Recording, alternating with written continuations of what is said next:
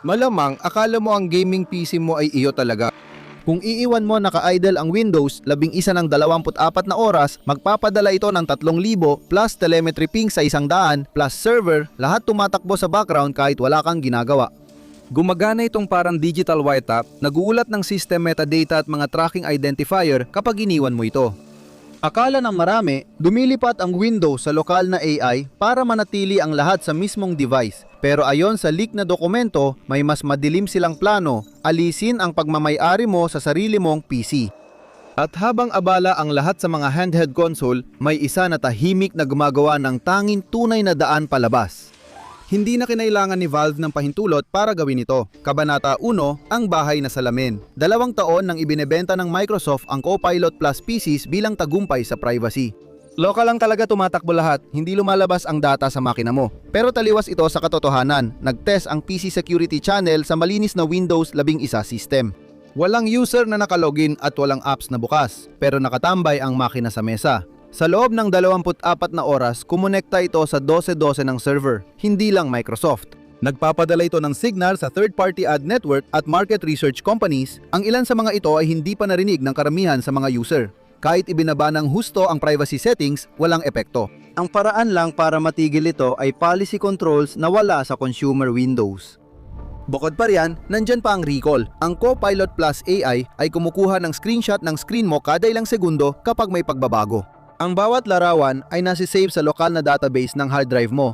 Pwede mong hanapin ang mga ito tulad ng pag-type ng bagay na nakita ko nung Martes para agad makita.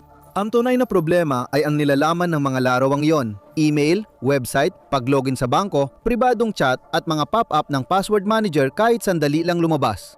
Lahat ng nasa screen ay napupunta sa database, naka-index at makikita ng may access sa iyong computer. Hindi pinipili ng recall, sinisave nito kahit ano. Ayon sa Microsoft, nasa computer lang ang database, pero nakita ng security researchers na ang mga naunang bersyon nito ay madaling ma-recover gamit simpleng tools. Nagdagdag na ng Windows Hello Sign-in at filter na dapat hindi isama ang sensitibong data, pero noong Agosto 2025, natuklasan ng mga independent tester na may mga hindi pa rin nasasala ang filter na dapat sana ay mahuli. Kahit may tiwala ka sa lokal na bahagi, may problema pa rin sa pulisya. Sa ngayon, di pa nagsisync sa cloud ang recall, pero pwedeng magbago yon sa iisang update. Hindi mapapansin ng karamihan. Ang computer na kumukuha ng larawan ng sarili nito kada ilang segundo ay hindi mo na talaga pag-aari. Isa na itong saksi. Kabanata 2, ang performance stacks. Todo talagang binibida ng Microsoft ang performance ng mga produkto nila. Sa Windows, high-end PC gaming ang focus. Mas mabilis ang direct storage at mas maganda ang auto HDR. Nandyan mismo sa taskbar mo ang Xbox app, pero may kapalit na hindi binabanggit ng hype.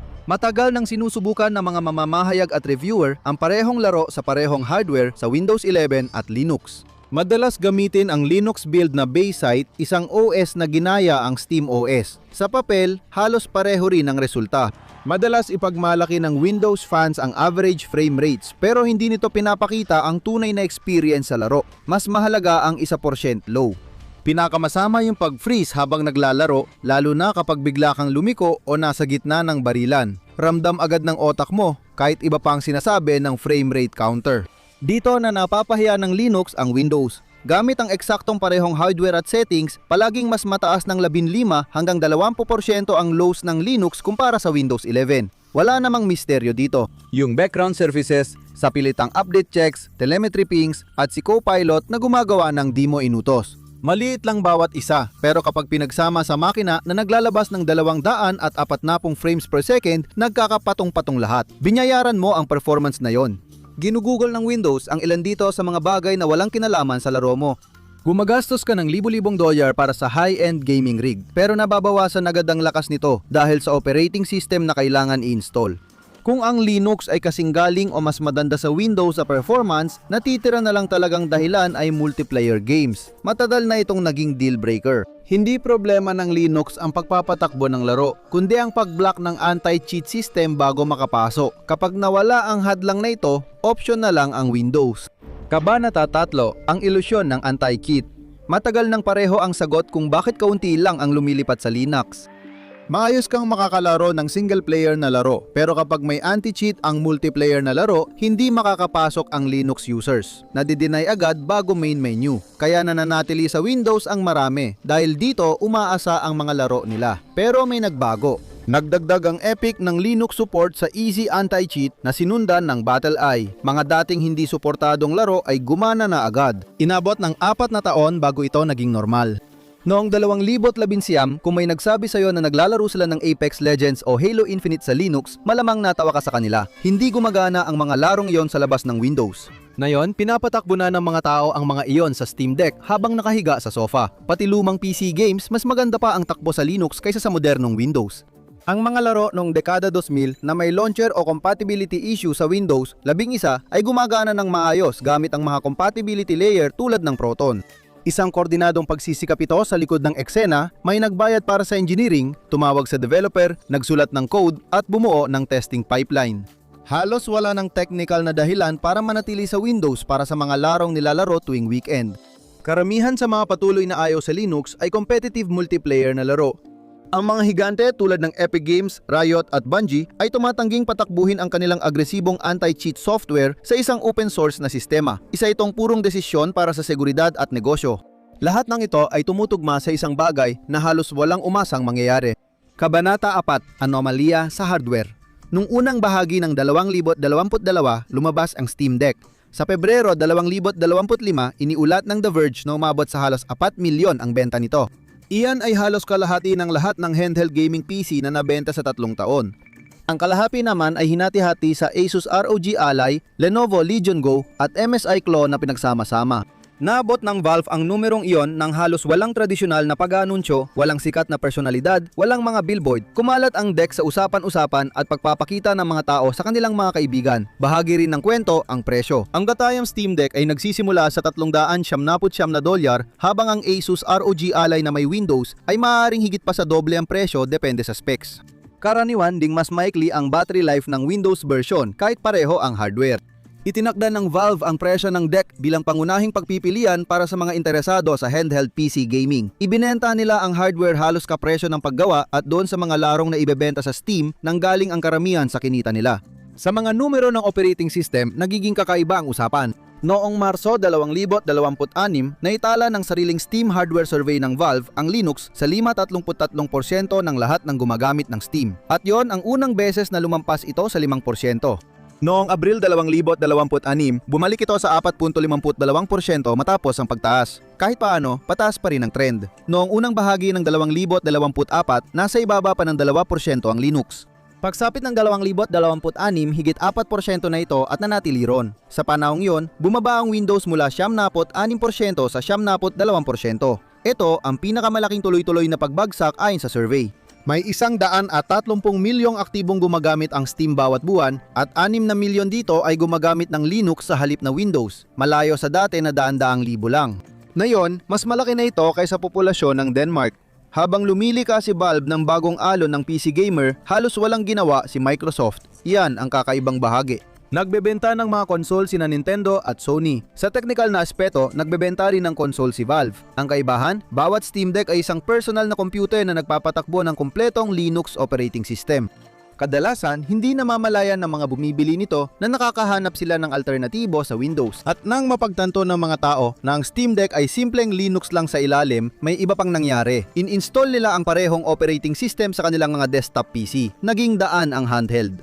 Pwede kang bumili ng Steam Deck dahil maginhawa ito, pero mapapansin mong pwede ring tumakbo sa gaming tower mo sa ilalim ng mesa ang eksaktong parehong karanasan. Gumawa ang Valve ng device na nagturo sa milyon-milyon na kayang mabuhay ng walang Windows. Nagbago ito ng nakasanayan kaya napilitan ng Microsoft na umaksyon. Kabanata 5, Project K2. Noong late 2025, iniulat ng Windows Central ang tungkol sa internal program ng Microsoft na tinawag na Project K2.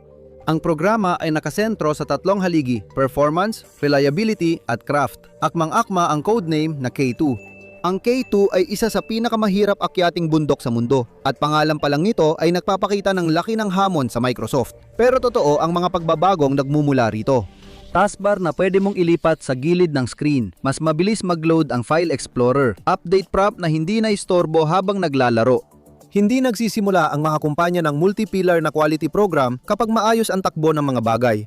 Ang Project K2 ay pagkilala ng Microsoft na naging hindi na mapagkakatiwalaan at masyadong mapanghimasok ang Windows 11 kaya umaalis ang ilang gumagamit. Ipinakita ang K2 bilang solusyon, ngunit nang inilunsad ito ng Microsoft, papunta ang Windows sa kabaligtarang direksyon. Tumaas pa rin ang telemetry. Mas mahalagang bahagi na ngayon ng pag-setup ng bagong PC ang pag-sign in sa Microsoft account.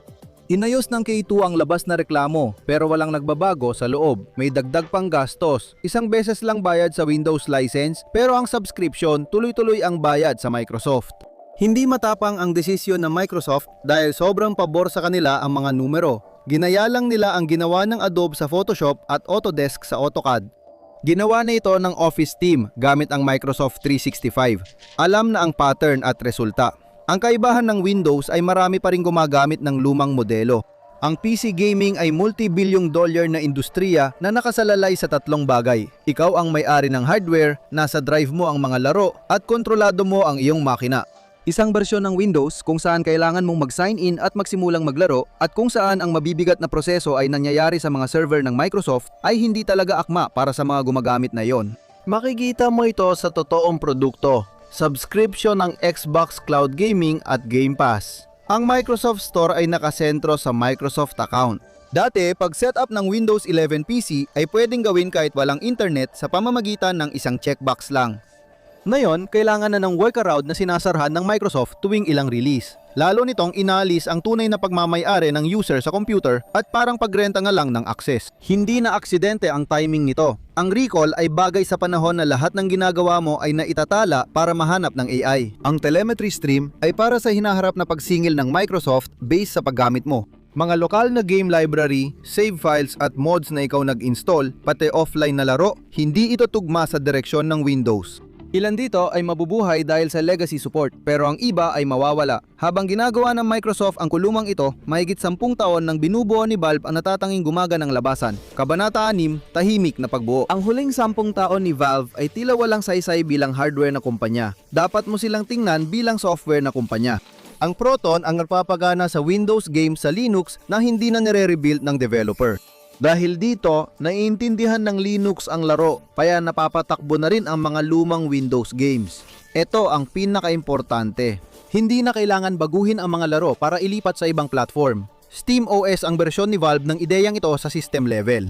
Linux operating system ito na simple tingnan at walang kasamang pagsubaybay o lihim na pangongolekta ng datos gaya ng sa Windows. Ano mang gawin mo rito, mananatili sa computer mo. Ganyan din ang Steam input para sa controls. Ginagawa nitong compatible sa laro ang kahit anong controller, kahit hindi talaga idinisenyo ang laro para rito. Madalas, hindi alam ng mga tao paano ito gumagana. Play lang sila at okay na agad. Walang palatandaan sa kanila na umalis sila sa mundo ng Microsoft, pero nakalis na sila rito. Sinimulan ng buuin ng Valve lahat ng ito bago pa man narinig ng kahit sino ang tungkol sa Project K2 o recall. Noong panahong iniisip pa ng karamihan na biro lang ang Linux gaming. Nag-invest pa rin sila sa ganoong kalaking antas dahil may naniniwalang magpapatuloy ang Windows sa kasalukuyang direksyon. Unang inilabas ang Proton noong 2018. Lumabas ang Steam controller noong 2015. Ang unang bersyon ng SteamOS ay nagsimula pa noong 2013. Walang naging agarang reaksyon sa anunsyo ng Microsoft. Pangmatagalang pustahan ito na inilagay ilang taon bago nagbunga. Hindi lang handheld ang Steam Deck. Ito ang paraan ng Valve para mailagay sa kamay ng milyon-milyong tao ang alternatibo nilang operating system, habang mukha pa rin itong isang nakakatuwang gadget. Kabanata 7, sumara ang bitag. Ayusin ang mga piraso sa isang timeline para hindi na parang hiwa-hiwalay ang kwento. Mula 2021 hanggang 2024, nagsimulang suportahan ng pinakamalalaking anti-cheat system ang Linux. Noong 2022, nagatid ang Steam Deck ng gumaganang Linux gaming machine sa milyon-milyong tao. Mula 2024 hanggang 2026, ipinakita ng datos ng Steam na dumobol ang Linux users.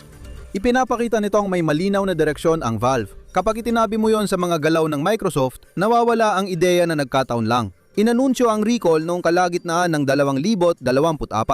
6 na taon nang dinedevelop ang Proton noon. Nagsimula ang Project K2 sa ikalawang bahagi ng 2025. Sa panahong iyon, 3 taon nang binebenta ang Steam Deck at nalampasan na ng Linux ang Mac OS sa Steam. Dumating ang bawat malaking pagbabago sa Windows na nagtutulak sa mga user sa cloud at sa mga subscription matapos mabuo na ng Valve ang daan palabas. Hindi sila nag-react dahil alam na nilang mangyayari ito. Nagsimula ang investment sa Proton at SteamOS nung tanging ilang matyagang nagmamasid sa industriya ang nakakakita ng ganitong hinaharap.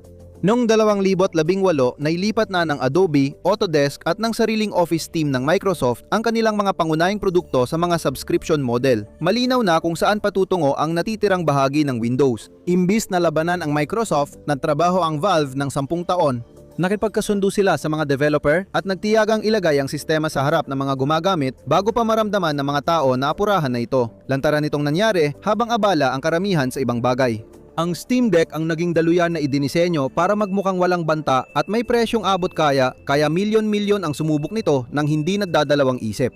Nang mapansin at ituring na kompetisyon, hawak na ito ng mga tao. Kabanata 8, ang soberanong OS. Hindi nakikipagkumpetensya ang Valve sa Xbox o Apple. Mas kakaiba at mahalaga ang ginawa ng Valve kaysa sa isa pang console line. Nagawa nila ang huling soberanong OS, isang operating system na tunay mong pagmamay-ari ang hardware mo sa totoong kahulugan. Hindi pinapadala ng sistema ang data mo nang walang pahintulot. Iyo pa rin ang files at control mo ang storage. Hindi mo kailangang mag-login sa account ng isang kumpanya kung sarili mong makina ang gamit. Kumikita ang kumpanyang nasa likod ng OS sa ibang paraan bukod sa pagsubaybay sa iyo. Based sa definisyong yon, desktop Linux na lang ang natitirang pangunahing consumer OS na kwalipikado. Lumampas na sa hangganan ang Windows. Ang Mac OS, kasama ang Apple ID at tuloy-tuloy na pagtulak sa iCloud ay nasa parehong uri ng hawla. Hindi kailanman naging malaya ang Chrome OS. Isa lang talaga itong bintana papunta sa mga serbisyo ng Google. Hindi malaya ang telepono, pati SteamOS kailangan ng login bago magamit. Nanatiling maliit ang SteamOS hindi dahil sa kakulangan ng demand, kundi dahil pinili ng bawat malaking kumpanya ang landas ng subscription at si Valve ay pumili ng ibang landas. Kaya magagawa ito ni Valve dahil kumikita sila mula sa porsyento ng benta ng laro sa Steam. Yan ang negosyo nila. Magkaiba na ang paraan ng kita ng Microsoft na yon. Kumikita sila kapag nananatili ka sa loob ng kanilang mga produkto habang mas matagal kang gumagamit, mas malaki ang kinikita nila. Kaya ganyan ang itsura ng Windows ngayon. Dalawang negosyo, dalawang operating system, parehong lohika ng kita ng may-ari. Lumalabas din ang pagkakaibang ito kapag tinatalakay ng mga kumpanya ang hinaharap. Sa isang banda, pinag-uusapan ng Microsoft ang tungkol sa cloud computing at ang Copilot bilang pangunahing paraan ng paggamit ng mga tao sa PC. Pinag-uusapan ng Valve ang tungkol sa hardware na maaari nilang ipadala, mga larong maaari mong imbak, at mga kasangkapang maaari nilang ilagay sa kamay ng mga manlalaro. Ang isang hinaharap ay kadalasang daan papunta sa mga serbisyo ng Microsoft. Ang isa naman ay nananatiling isang computer. Hindi ito kwento tungkol sa Valve bilang mabubuting tao. Ang Valve ay isang pribadong kumpanya na ginagawa ang makakabuti para sa kanilang pangmatagalang interes. Ang labasan na ginawa nila ay maingat na defensive engineering, hindi isang regalo. Pero umiiral ang labasan na iyon, gumagana ito. Milyon-milyon na ang gumagamit nito at patuloy pang lumalaki ang komunidad. Hindi talaga ito tungkol sa market share. Ang tunay na laban ay kung ang personal na computer ay dapat pagmamay-ari mo at kontrolado o inuupahan lang na pwedeng baguhin ng iba ang mga patakaran kahit kailan. Si Microsoft ay sumasagot sa tanong na yan sa isang paraan habang ang SteamOS naman ay sumasagot sa ibang paraan. Wala masyadong gitnang opsyon. Karamihan sa mga gamer ay hindi iniisip ito sa araw-araw. Kapag ang larong pagmamay-ari nila ay biglang hindi na gumana ng walang Microsoft sign-in, doon lang nila ito maiisip. Sa araw na ang kopya ng Windows mula sa murang key reseller ay hindi na ma-activate dahil nagbago ang patakaran, doon lang nila ito maiisip. Kapag biglang tinanggal ang isang Game Pass title sa kalagitnaan ng paglalaro nila, saka lang nila mapapansin. Hindi ito haka-haka, naranasan na ito ng mga gamer. Malapit na magdesisyon ang bawat gumagamit, iniisip man nila o hindi. Hindi sa malayong hinaharap, kundi sa susunod nilang pagbili ng PC, sa susunod na Windows Update prompt o sa susunod na pagkakataon na humingi ng credit card ang subscription screen. Ang alternatibo ay nasa mga tindahan at ginagamit na sa milyong makina ngayon. Hindi tanong kung babagsak ang Windows, kundi kung ikaw pa ang may-ari ng PC mo pag nangyari yon. Hindi lang Microsoft ang kalaban ni Valve. Nakasali na sila sa laban na magtatakda ng kinabukasan nila. Alamin kung mabubuhay sila sa patay na si Valve. Amsiyam na ra ang $1 milyong na kaso o panuurin ito.